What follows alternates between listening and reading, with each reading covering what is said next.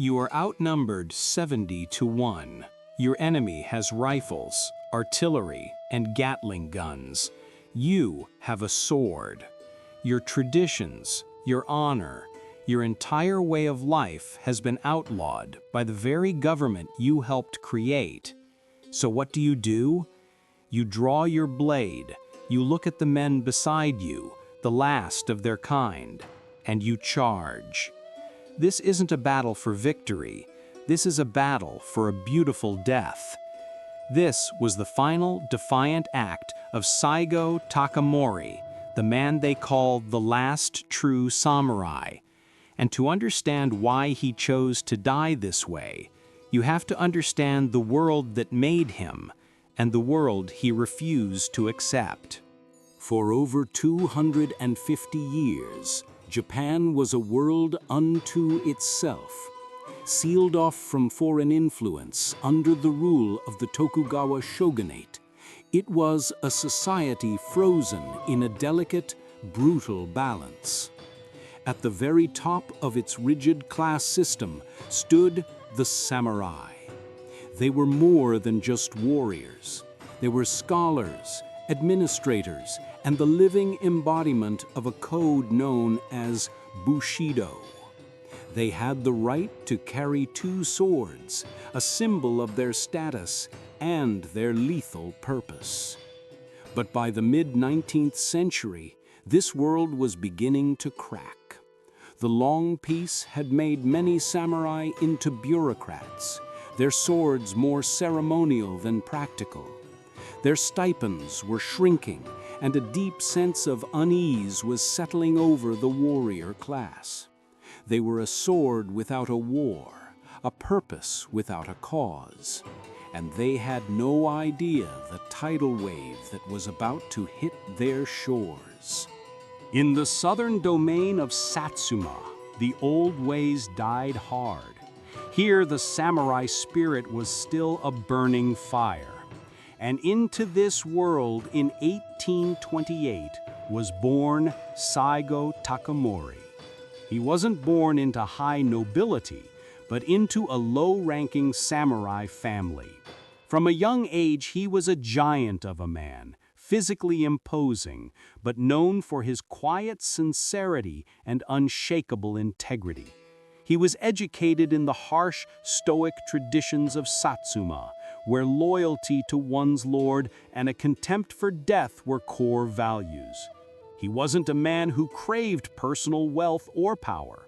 His entire being was dedicated to a simple, powerful idea: serving the greater good of his domain and his country. This simple farmer's son, with his piercing eyes and quiet determination, would soon find himself at the very center of the storm that would tear Japan apart. He didn't seek it out. Destiny came for him. In 1853, the storm arrived. American steamships, larger and more technologically advanced than anything Japan had ever seen, sailed into Edo Bay. Commodore Matthew Perry delivered an ultimatum: open your country for trade or face the consequences. The Black Ships, as they were called, were a profound existential shock. They shattered Japan's illusion of isolation and exposed the shogunate's military weakness. The country erupted in debate and turmoil. One faction wanted to appease the foreigners, to learn from them and modernize. Another, more radical faction cried, "Son no Joi," revere the emperor, expel the barbarians. They saw the treaties signed by the shogun as a humiliating surrender. Saigo Takamori, deeply traditional, found himself drawn to this cause. He believed Japan's soul was at stake, and that the weak, faltering shogunate was no longer fit to protect it. The path to revolution is never straight. Saigo's early political career was a disaster.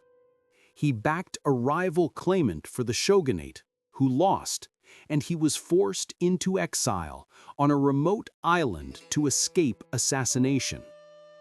He spent years in this isolated wilderness, a political outcast.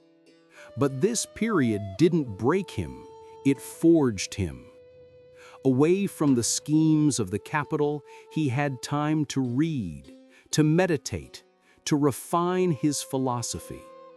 He became convinced that a radical change was necessary, that the shogunate had to be overthrown and power restored to the emperor, a figure who had been a powerless symbol for centuries. When he was finally recalled from exile, he was no longer just a loyal samurai from Satsuma. He was a revolutionary with a clear vision, and he now had the ear of his powerful daimyo. The stage was set for civil war. They called it the Boshin War. On one side, the armies of the Tokugawa shogunate. On the other, a powerful alliance of southern domains, including Saigo's Satsuma, fighting under the imperial banner. Saigo Takamori was not just a politician. He was a brilliant field commander. He led the imperial forces, equipped with modern rifles and artillery, in a swift and decisive campaign. He marched on the shogun's capital, Edo, a city of 1 million people. A bloody, destructive battle seemed inevitable. But in his greatest moment of military triumph, Saigo showed his true character. Through negotiation, he secured the peaceful surrender of Edo Castle, saving countless lives and preserving the city that would become Tokyo. He had won. The shogun was finished. The emperor was restored. Saigo stood as one of the most powerful men in the new Japan he had just created. The Meiji Restoration was a revolution from the top down. Japan threw itself into a frantic race to modernize, to catch up with the West. The new government, of which Saigo was a key leader, dismantled the old feudal domains, established a national army, and adopted Western technology, education, and political systems. It was a breathtaking transformation. But Saigo, the man who made it possible, watched with growing concern. He had fought to restore the emperor and uphold Japanese honor, not to simply mimic the West. He saw his fellow leaders adopting Western dress, cutting their samurai topknots, and embracing a culture he didn't understand. He believed that modernization should serve Japan's spirit, not replace it. He was an old soul in a new era, a warrior in a world that was quickly running out of uses for men like him. For the samurai class, the new era was not a glorious dawn, but a slow, painful death. The government, seeking to create a modern, merit-based society, systematically dismantled their privileges. First, their hereditary stipends, their only source of income, were converted into government bonds and then effectively eliminated. Then came the ultimate humiliation, the Haito-rei Edict of 1876. It banned the wearing of swords in public. The daisho, the paired swords of the samurai, were more than weapons. They were the soul of the warrior, a symbol of their identity for centuries. To be stripped of them was to be stripped of their very being. Thousands of proud warriors were cast adrift, unemployed, dishonored, and filled with a simmering rage against the government they felt had betrayed them. All they needed was a leader. The breaking point came over a debate over Korea. At the time, Korea refused to recognize the new Meiji emperor, a deep insult to Japan. Saigo proposed a radical solution. He would go to Korea himself as an envoy, deliberately provoke the Koreans into killing him, and thus give Japan a noble cause to launch an invasion. This wasn't simple warmongering. For Saigo, it was a way to solve a deep spiritual crisis. An invasion would give the thousands of restless, unemployed samurai a purpose, a chance to die with honor for the emperor, redirecting their anger outwards. But the other leaders, focused on internal modernization, saw it as a reckless foreign adventure. They vetoed his plan. For Saigo, this was the ultimate betrayal. He had been overruled by men he saw as soulless bureaucrats. In 1873, he resigned from all his government posts and left Tokyo for good. He returned to his home in Kagoshima not as a defeated politician, but as a living legend. Disaffected samurai from all over Japan flocked to him. With his own funds, Saigo established a network of private academies, the Shigako. On the surface, they were schools, but in reality, they were private military training centers that emphasized the old samurai virtues of loyalty and martial prowess. Saigo's influence grew so immense that Kagoshima effectively became a state within a state, run by his followers, who controlled the local government. The central government in Tokyo watched with growing alarm. Was Saigo preparing for rebellion? He himself remained ambiguous, spending his days hunting and fishing. But he had created an army of thousands of young men, fiercely loyal to him and filled with resentment for the new Japan. It was a powder keg waiting for a spark. The spark came in early 1877. The Tokyo government, spooked by the situation in Kagoshima, made a fatal miscalculation. They sent a ship to secretly remove the weapons and ammunition from the Kagoshima arsenal.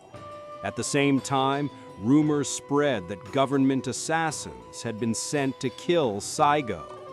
His most radical students, acting without his orders, panicked. Enraged by what they saw as a government plot, they raided the arsenal themselves, seizing the weapons. The rebellion had begun, not with a grand declaration from Saigo, but with a chaotic, impulsive act by his followers. When Saigo was told what had happened, he knew there was no turning back. He famously remarked, "The die is cast." He now had a choice: abandon his loyal students to be branded as traitors, or lead them in a hopeless war against the empire he had built. For a man who valued loyalty above all, there was only one choice. Saigo Takamori placed himself at the head of the Satsuma Rebellion.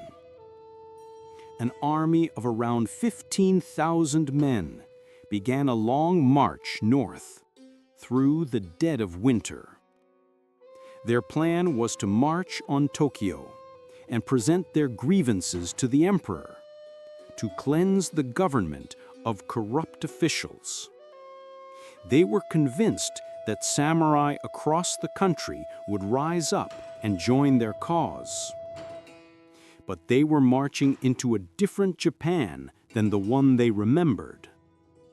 The new Imperial Japanese Army was a conscript force made up of commoners, farmers, and merchants, the very people the samurai had once looked down upon.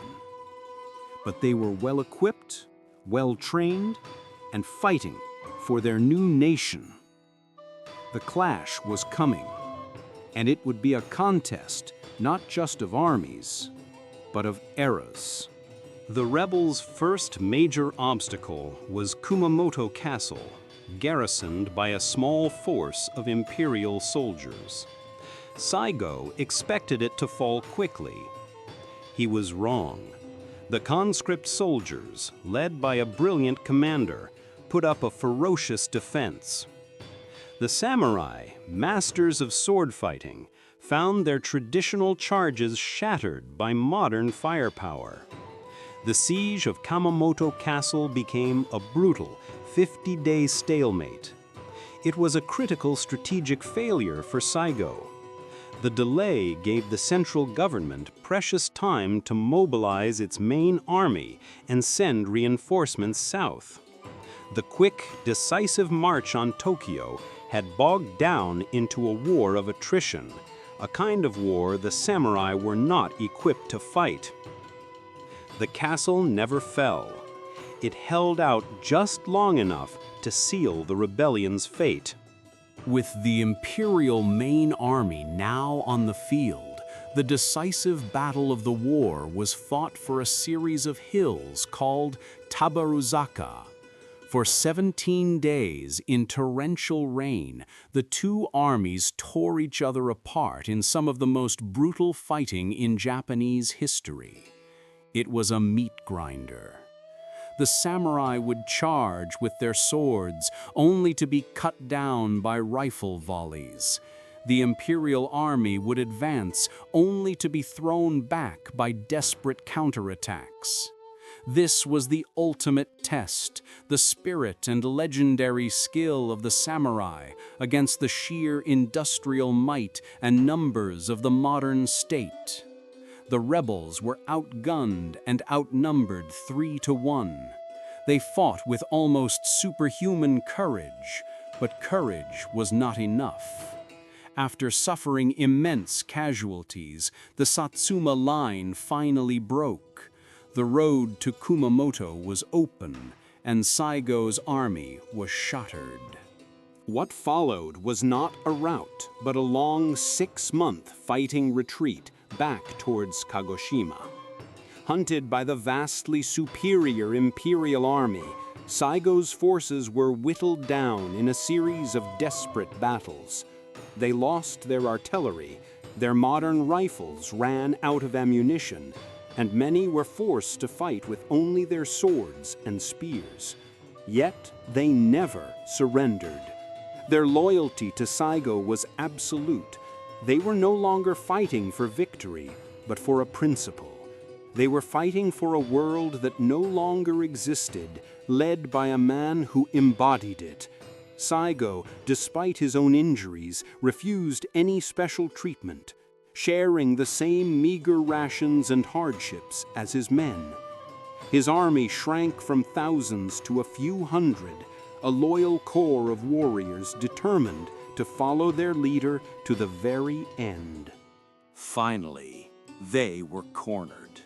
In September 1877, Saigo and his last 500 followers were trapped on a hill called Shiroyama, overlooking their home city of Kagoshima. Below them, an imperial force of 30,000 soldiers and sailors sealed every escape route. The end was near. For several days, they endured a constant bombardment from army artillery and naval warships. The government sent letters to Saigo urging their former colleague to surrender, to save himself. He never replied. Instead, his men spent their final nights drinking sake, singing songs, and composing death poems, following the ancient traditions of the samurai. They knew they were going to die. The only question was, how? Saigo Takamori would not be taken alive. At dawn on September 24th, the final imperial assault began. As thousands of soldiers swarmed up the hill, Saigo and his last 40 men made their decision. They rose, drew their blades, and charged directly into the heart of the enemy army. It was a suicide charge, a final, magnificent act of defiance. They were met with a storm of bullets from rifles and Gatling guns. The samurai fell, one by one. Saigo himself was struck by a bullet in the hip and stomach. Unable to go on, he turned to his most trusted follower, pointed to his neck, and received the final honor a samurai could ask for: a ritualistic death by beheading, so his head would not be taken as a trophy by the enemy. With their leader gone, the last of the rebels charged the imperial lines and were annihilated. The Satsuma Rebellion was over. The samurai class was finished. The government branded Saigo a traitor, an enemy of the state. But the Japanese people refused to accept it. To them, Saigo was not a traitor. He was a tragic hero, a man of profound integrity who died for his principles. He was a symbol of the lost virtues of Bushido in a rapidly changing world. His popularity was so immense that the government was eventually forced to relent.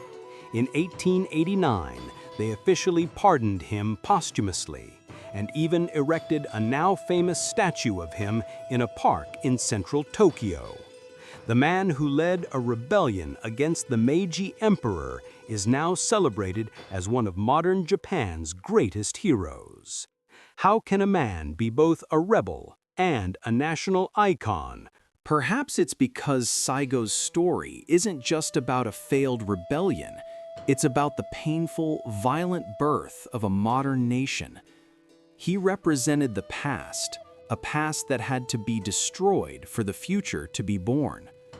His death marked the final bloody end of feudal Japan and the samurai way of life. He was a man of unwavering conviction in a time of radical change, a tragic figure caught between two worlds. He helped build the new Japan and then died fighting it when he felt it had lost its soul. His story reminds us that progress always comes at a cost, and the ghosts of the past never truly leave us. What do you think? Was Saigo Takamori a hero who defended tradition, or a reactionary who stood in the way of progress? Let me know in the comments below.